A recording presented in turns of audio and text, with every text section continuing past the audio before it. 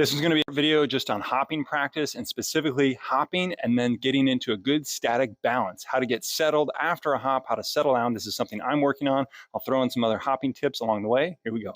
Before we start hopping, getting good at turns and figure eights is something that everyone should work on in their warm-ups.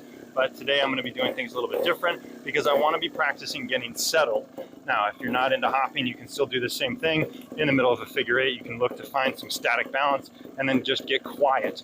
So instead of having static be a source of kind of, oh my gosh, I hope I don't lose my balance. If I move my hips back a little bit, it should get more stable, more planted. The steering won't be as responsive to the corrections and the input that I'm giving it. The idea is to make static balance something that you can calm down and regroup in the middle of a section, focused on the next obstacle. When it comes to hops, I like to go ahead and throw a nose wheelie in first and then work in some front wheel hops. So what I'm doing is just trying to stabilize after that nose wheelie and get into a good static balance. A lot of times when I was first working on nose wheelies, in order to get balance again, I just zoom out of it. Well, the whole point of doing the nose wheel is to get set up in a small space. So I want to be able to nose wheelie and then settle the bike down and be ready for whatever obstacle might be right after it. So without any boundaries, I'm also going to add in some static to start with, and then a little 2-foot burst, nose wheelie, and try and get static again and be stable and controlled. I will say that when I hop the rear tire to the left, I find that I'm not as good at getting the tire to move under my body.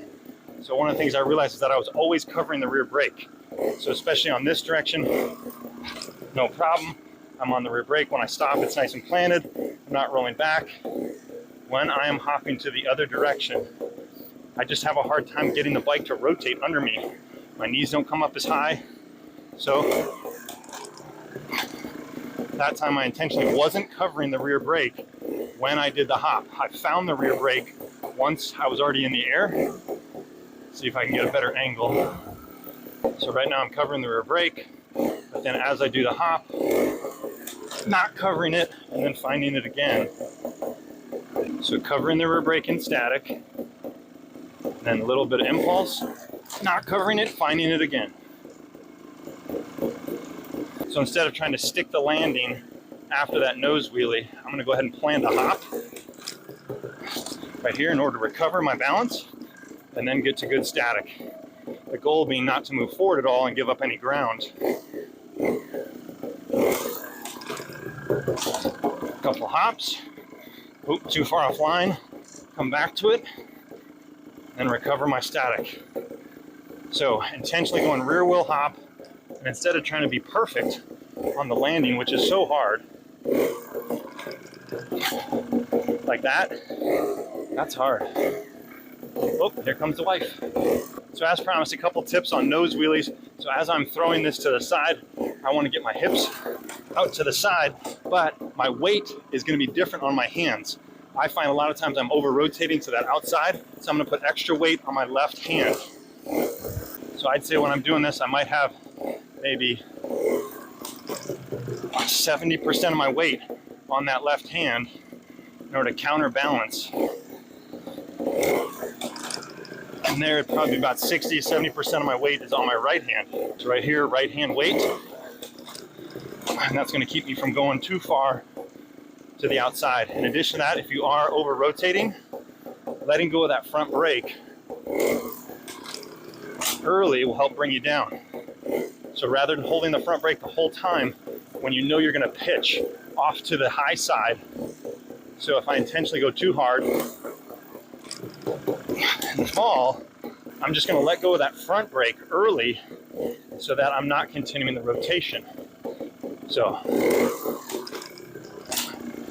and I was able to hopefully save without taking the dab, although I gave up ground. See if I can do that again.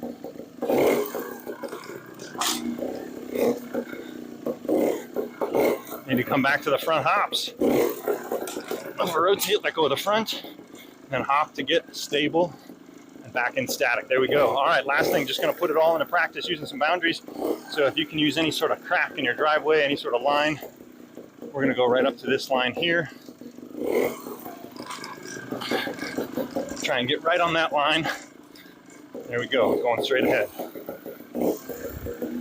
I'm not coming in quite at 90 degrees, maybe more like 60. So the line that's perpendicular to you all.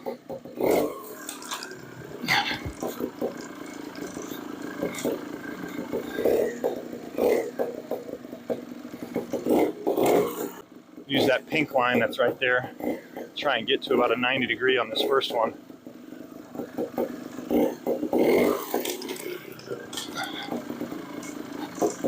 Okay, there we go. Get my toe off that rear brake. Find the rear brake. A little bit of hopping. There we go. That was good. Now we're going to try 90 degree nose wheelie, and then front hops 90 degree out. 90. And I'm out. All right, I just like about a 2-foot run up. Static. Not quite 90, but front hops should be able to bring it around.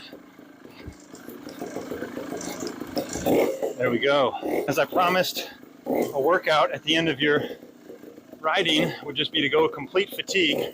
So we'll try some 2-wheel hops and turning.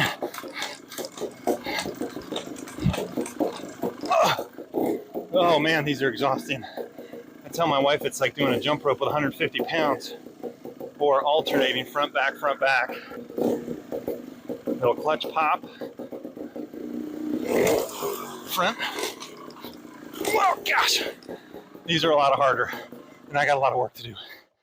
Guys, thanks for tuning in. Undoubtedly front wheel hops, rear wheel hops, all this stuff gets easier when your suspension is dialed in. If you guys have not seen my suspension story, I'll put a card right here. And as far as tuning in your suspension correctly, I got a playlist. You guys can see that over here. Thanks so much for watching. Get busy, get fit, get working. I'll see you next time.